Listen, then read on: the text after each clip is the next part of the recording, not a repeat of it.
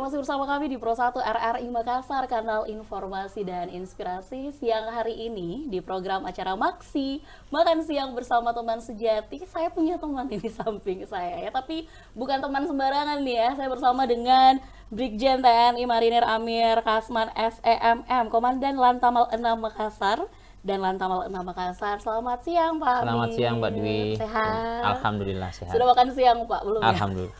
Udah? Sudah, Mak. Oh sudah, makannya apa nih Pak? Wah, kesukaan makanan khas Makassar tentunya ya. Saya kebetulan berdinas ke sini ya, saya tentunya akan menikmati kuliner-kuliner Makassar tentunya. Apalagi kita kenal Makassar ini katanya kota makan enak katanya. Benar, Ya, kota makan enak. Kalau di Makassar suka makan apa Pak Amir? ya, saya biasa menikmati tentunya biar mengenang masa-masa kecil saya dulu. Coto Makassar ya kan, Kondro itu luar biasa. Pak Lumara apalagi ya. Kalau kue-kuenya saya senang apa ini? Barongko, waduh, udah luar biasa. Itu yang mengenang ketika manis-manis masa-masa gitu ya. masa kecil saya dulu. Masa kecilnya menghabiskan di Makassar Pak Amir? Eh, kebetulan saya kelahiran sini, Mbak. Oh kelahiran sini. Saya dilahirkan di Kabupaten Baru. Jadi saya orang Baru. Jadi namun memang selama masa kedinasan saya banyak berdinas di luar Sulawesi Selatan. Baru setelah 28 tahun saya mengabdi, baru kembali ke Makassar. Selama 28 tahun melanglang buana. Melalang buana seluruh Indonesia. Benar. Nah ini dari baru kemudian memutuskan untuk melanjutkan ke Sekolah Angkatan Laut, Pak Amir. Ini ada yang mungkin menjadi role model dari Pak Amir sendiri. Kayaknya saya nanti setelah kuliah atau mungkin setelah sekolah, saya dari baru langsung mau mendaftar nih jadi Angkatan Laut. Mungkin saya lebih kepada perjalanan nasib ya, Mbak ya. Wow, itu kalau perjalanan nasib kayak gimana Saya tuh, Pak? percaya bahwa Allah sudah mengatur perjalanan seseorang. Ya, saya cerita sedikit. Memang kebetulan saya dilahirkan di kampung kecil di Kabupaten Baru, ada namanya home base itu di Balewe di Kabupaten Baru.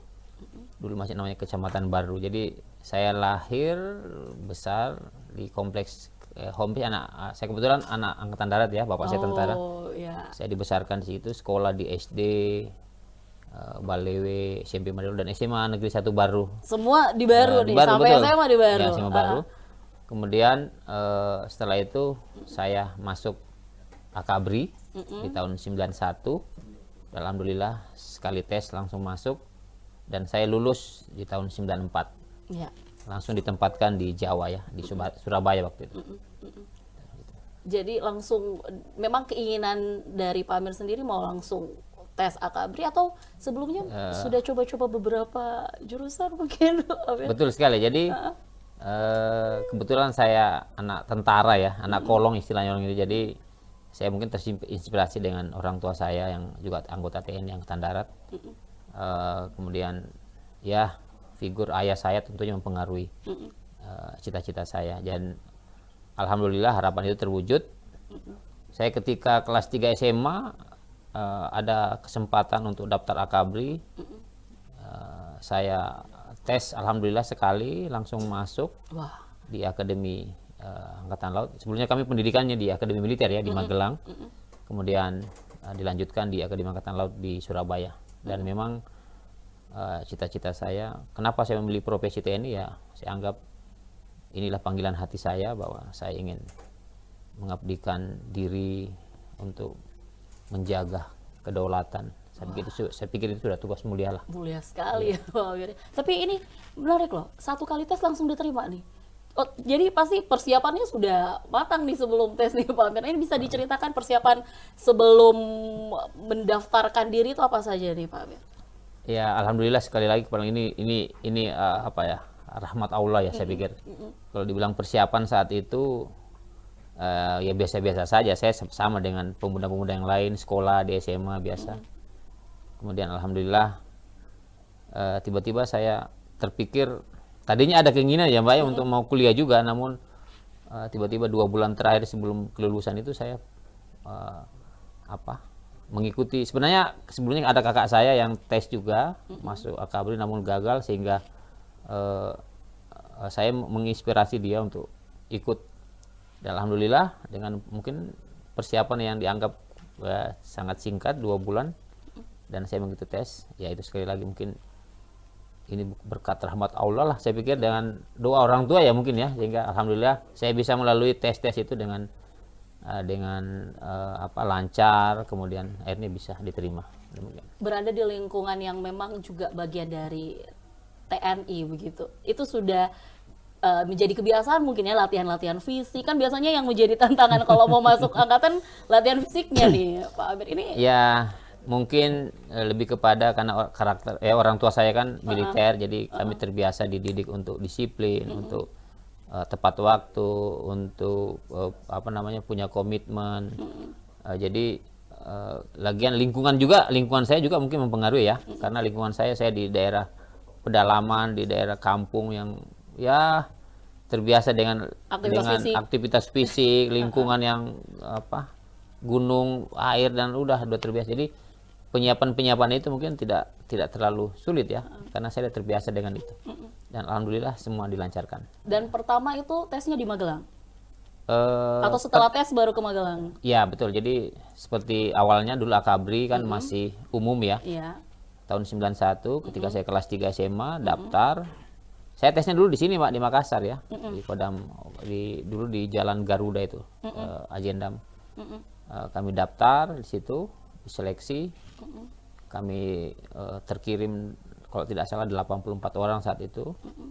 Yang masuk 28 dari 3 angkatan dan Polri. Demikian Pak. Jauh dari rumah pertama kali Pak. Kan dari kecil lahir sampai lulus SMA semua di Baru. Betul sekali. Jauh pertama kali di Magelang itu rasanya gimana nih jadi anak rantau Pak? Setelah lulus dulu kita dikirim ke Magelang. Di sana seleksi lagi tingkat pusat.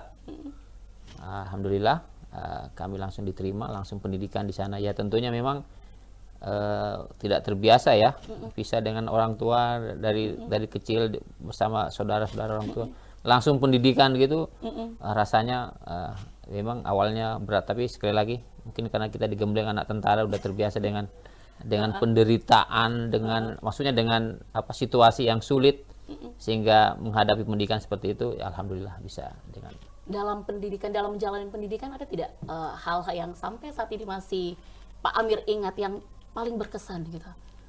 Ya tentunya pertama kali saya kan menginjak Kota Magelang itu pendidikan kan pertama kali saya menginjak tanah Jawa. Berapa, Pak? Tahun 91 ya. Tahun 91. Kemudian dilanjutkan pendidikan di Akademi Angkatan Laut di Surabaya. Ya pendidikan selama 3 tahun ini tentunya banyak suka dukanya ya.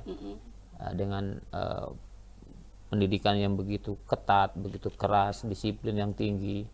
Kemudian materi pendidikan yang cukup menyita waktu dan tenaga dan pikiran. Tetapi alhamdulillah sekali lagi mungkin karena rasa syukur ya Mbak ya. Kan alhamdulillah tidak mungkin saya melihat teman-teman saya begitu banyak yang gagal. Ada juga yang gagal. Oh, tentunya. Kalau tidak salah dulu ketika kami tes di Sulawesi Selatan ini ada sekitar 3.500 yang tes. Yang diterima cuma? Yang dikirim ke Magelang itu 84 orang waktu itu. Dan yang masuk lagi 28. Wah, dari 3.000 ke 28 ini. Ya, jadi makanya mungkin cukup ketat di persaingan. Rasa syukur kepada Allah ini suatu anugerah, suatu rahmat dari Allah. Tentunya bentuk rasa syukur saya adalah bagaimana menjalani pendidikan itu dengan sebaik-baiknya. Tentunya orang tua, teman-teman di kampung merasa senang, bangga. Jadi saya tentunya harus menjaga kepercayaan itu. Baik. Dalam menjalani kehidupan jauh dari orang tua, jauh dari keluarga kan pasti ada prinsip nih. Apalagi kita orang Makassar pasti banyak nih papasan-papasan apa nih dari orang tua mungkin Pak Amir yang dipegang selama menjalani pendidikan di sana sampai akhirnya bisa sampai ke titik ini. Sebenarnya dari perjalanan karir saya, mulai saya masuk, kemudian pendidikan sampai kepada tahap sekarang saya pada pangkat Brigadir Jenderal, ada satu hal yang saya katakan bahwa sebenarnya kita ini sebagai anak bukannya hebat Mbak, kita tidak hebat, yang hebat itu 2 orang tua kita sebenarnya. Kita ini bisa seperti ini karena 2 orang tua. Jadi saya pun sebenarnya tidak menyangka kok bisa banyak sekali diberi kemudahan oleh Allah. Saya tes sekali bisa masuk, dengan kondisi latar belakang keluarga saya yang saya anggap ya saya dari apa Dari masyarakat kampung, dari desa bapak gitu. saya tentara Mbak, tapi dia seorang bintara, bukan perwira seperti saya. Dengan saya anak keenam dari 6 bersaudara, kakak-kakak Bungsu ya. saya bungsu, jadi sekali lagi saya betul-betul menganggap ini suatu rahmat Allah, dan sekali lagi bukan karena saya hebat, itu mungkin dua orang tua saya, dua teman-teman saya, dua guru-guru saya, ya, yang selalu memberikan yang terbaik bagi anaknya. Baik. Pak Amir, bisa diceritakan perjalanannya karir Pak Amir dari di Magelang, selanjut itu jadi apa Ya. sampai sekarang? Setelah saya masuk Magelang pendidikan, saya kebetulan mendapat matra laut di Akademi Angkatan Laut, dan saya syukuri itu Mbak, karena saya menganggap bahwa Indonesia ini sebagai negara kepulauan ya, 2/3 ini lautan, jadi memang saya menganggap Allah sudah menunjukkan itu, disinilah jalan hidupmu untuk kamu lalui untuk mengabdi, dan memang saya pikir ini sangat tepat, saya sangat syukuri itu. Kemudian selama karir militer saya setelah masuk Taruna, lulus, saya kebetulan di Kejabangan atau di Korps Marinir Mbak. Itu di tahun berapa? Korps Marinir, ya setelah lulus kita sudah langsung penentuan korps. Saya di Korps Marinir, jadi saya lebih banyak ke satuan-satuan tempur, satuan pendarat. Jadi kalau di Angkatan Laut itu ada korps pelaut, teknik, elektro, supply, dan marinir. Saya kebetulan di pasukan pendarat atau di Pasrat. Perjalanan karir saya tentunya mengawalinya dari jadi Danton, Komandan Kompi, Wadanion, Komandan Batalion, Komandan Brigade, ya sampai sekarang meraih dan Lantamal. Ya. Nah, dari sepanjang karir dari Pak Amir nih, ada peristiwa yang membekas dari sepanjang karirnya. Dari beberapa tempat yang dilalui 28 tahun berada di luar kampung halaman, ada bermacam-macam peristiwa yang sudah dihadapi juga. Ini ada yang sampai saat ini merasa bahwa ini merupakan perjalanan karir saya yang tidak pernah bisa saya lupakan. Ya, jadi memang sepanjang 28 tahun masa karir saya di militer, ya tentunya saya ini ya Mbak, ditempatkan di beberapa satuan-satuan dan berpindah-pindah. Alhamdulillah saya mungkin seluruh wilayah, seluruh provinsi Indonesia sudah kita lalui, sudah kita datangi, baik itu untuk kegiatan operasi maupun latihan. Saya pikir wah ini suatu anugerah dari Allah. Allah telah menunjukkan saya jalan terbaik. Inilah jalan hidupmu, mengabdi di TNI, mengabdi di Angkatan Laut. Jalan itu dengan baik, dan alhamdulillah semua bisa saya lalui dengan baik. Ya mungkin prinsipnya ya bekerjalah dengan baik, bekerja saja dengan mendapatkan ridho Allah, itu aja lah. Jangan aneh-aneh. Saya tidak pernah berpikir macam-macam. Setiap tugas yang diberikan ya saya laksanakan, memberikan yang terbaik, itu saja. Ini yang sering saya sampaikan juga kepada seluruh prajurit saya.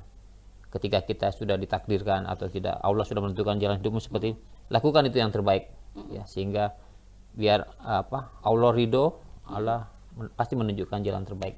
Baik. Ya. Jadi kalau pengalaman karir penugasan ya tentunya selama 28 tahun ada kegiatan operasi, latihan dan sebagainya. Pernah ke lokasi mungkin ya, kerusuhan mungkin betul, Pak Amir, atau ya, ke bencana itu ada momen yang mungkin menjadi titik balik atau yang susah untuk Pak Amir. Kalau misalnya ke bencana itu gimana gitu melihat kondisi, atau Ya, kalau betul. ke kondisi rusuh itu pernah tidak pada saat ke rusuh terus berpikir, aduh keluarga saya di rumah bagaimana ini saya ada di tempat seperti ini, tuh pernah tidak ada terlintas di benak Pak Amir? Sebenarnya ya banyak ya penugasan-penugasan yang kita laksanakan, baik itu operasi, latihan, bertugas di daerah-daerah konflik, kemudian penanganan kerusuhan, ataupun ketika berdinas di Angkut Aceh Darussalam, ya. Saya pikir Itu waktu tsunami Pak di Aceh. ketika masih darurat militer dulu kan. Okay. Namun alhamdulillah sebelum tsunami saya kembali, namun ya tadi sekali katakan setelah tsunami itulah saya menganggap bahwa kerusuhan Aceh sudah berakhir, dan itulah mungkin hikmah dari Allah yang berikan bahwa kalau memberikan tsunami itu untuk kita berdamai, dan alhamdulillah sekarang sudah normal ya. Jadi banyak doa-doa dari orang tua yang bisa dikatakan ini jadi jalan tolnya Pak Amir ya. Betul. dalam Ya, dalam support, berkarir gitu. support dari keluarga, istri saya, anak-anak saya, terima kasih yang sudah banyak support. Kemudian di mana saya bertugas, mereka selalu mendampingi saya dengan setia, jadi kalau berdinas saya sudah ke Papua, ke Medan, kemana Mbak. Jadi alhamdulillah semua saya lalui dengan senang hati dan rasa syukur. Iya, baik. Nah ini sebagai seorang dan Lantamal tentunya sangat dekat dengan tadi mengatakan bahwa Indonesia merupakan negara maritim, menjadikan wilayah perairan ini bisa dikatakan halaman depan rumahnya Pak Amir nih ya, karena kan Betul. kemana-mana pasti laut nih. Nah ini apa yang Pak Amir bisa mungkin menceritakan kenapa sampai memiliki impian bahwa terjun ke dunia angkatan laut seperti ini tuh kayak gimana? Sebenarnya sekali lagi, pertama rasa syukur saya bisa bergabung di TNI, kemudian saya mendapat matra laut, saya syukuri juga. Saya yakin bahwa itu adalah yang terbaik bagi saya. Nah, kenapa saya katakan saya bersyukur? Karena sekali lagi saya katakan tadi bahwa Indonesia ini negara maritim, negara kepulauan, negara yang luas lautnya lebih 2/3 lebih daripada daratan. Nah itu, jadi saya pikir wah inilah media saya untuk mengabdi, menjaga kedaulatan Indonesia yang begitu luas, dengan garis pantai yang begitu panjang, dengan apa kekayaan alam yang ada di lautan ini perlu kita jaga. Saya juga ingin mengajak atau pada generasi muda bahwa kita harus memandang lautan itu sebagai apa, masa depan kita, bukan memunggungi laut sebenarnya ya. Lautan itu adalah penghubung pulau-pulau ya. Jadi kalau kita boleh belajar sejarah dulu bagaimana kejayaan kerajaan Sriwijaya, Majapahit itu karena armada lautnya yang kuat. Jadi sebenarnya kita negara maritim yang sangat kuat. Jadi mari para pemuda untuk berpikir bahwa lautan itu adalah masa depan kita. Sumber kekayaan alam kita yang mungkin yang tidak akan habis ya di lautan. Kalau di darat kan mungkin kita kelola bisa habis, tapi kalau di lautan ini waduh luar biasa. Mari kita menjadikan negara ini sebagai negara maritim, negara yang besar, karena memang itu dululah kejayaan bangsa kita dulunya. Karena kalau dibilang laut itu masih berapa persen yang dijamah ya, yang bisa dikelola dengan betul. Benar. Masih ada banyak misteri ini yang belum sekali, kita gali. Betul. Nah ini menarik nih Pak Amir selaku komandan, kan biasanya orang lihatnya di luar tugas nih tegap, apalagi kalau dibilang keluarga militer kan otomatis disiplin.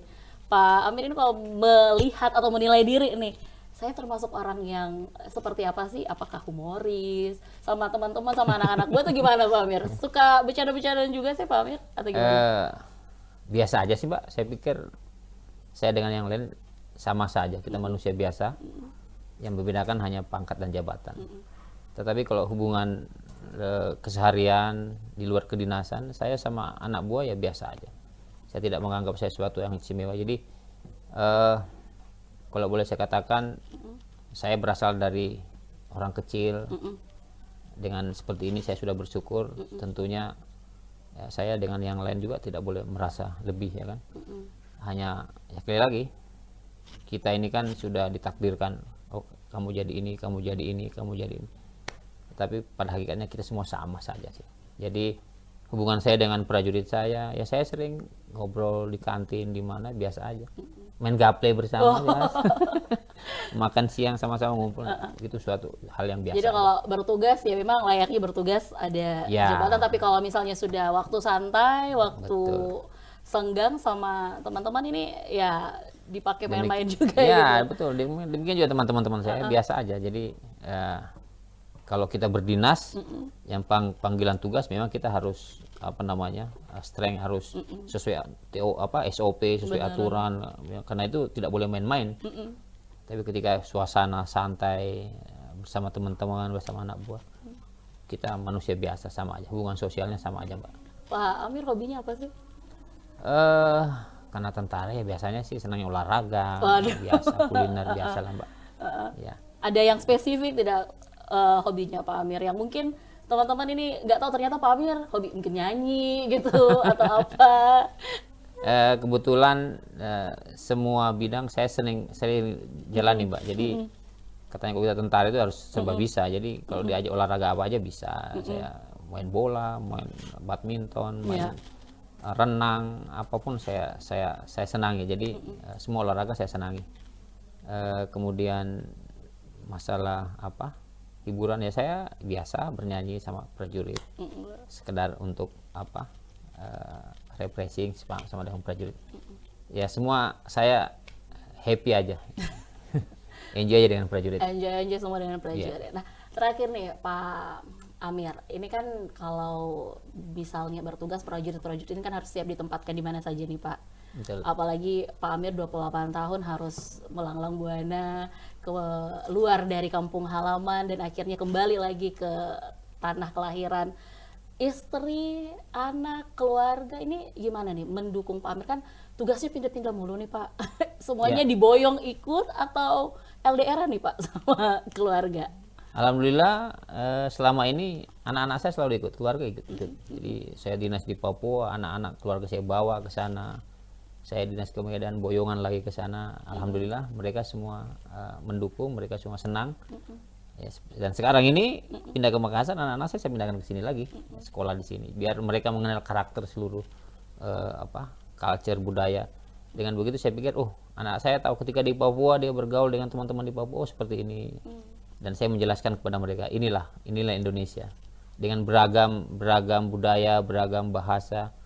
Namun justru itulah yang menyatukan kita, itulah yang menciptakan kedamaian. Jadi biar mereka paham, wah Indonesia ini adalah negara besar yang multi etnik ya, sehingga saya harapkan nanti dia akan menjadi penerus saya yang betul-betul paham akan Indonesia, ya, mengerti tentang budaya Indonesia, dan dia harus punya rasa nasionalisme yang tinggi, demikian Mbak. Support system dari keluarga itu utama ya Pak. Saya bersyukur sekali anak-anak saya bisa berkeliling, bisa tahu semua Indonesia. Sekali lagi biar mereka tahu inilah Indonesia yang begitu besar. Ya, Pak. Nah terakhir Pak Amir, apa yang mungkin Pak Amir bisa hadirkan, mungkin inspirasi atau motivasi kepada anak-anak muda di luar sana yang mungkin memiliki mimpi yang besar sama dengan Pak Amir? Iya.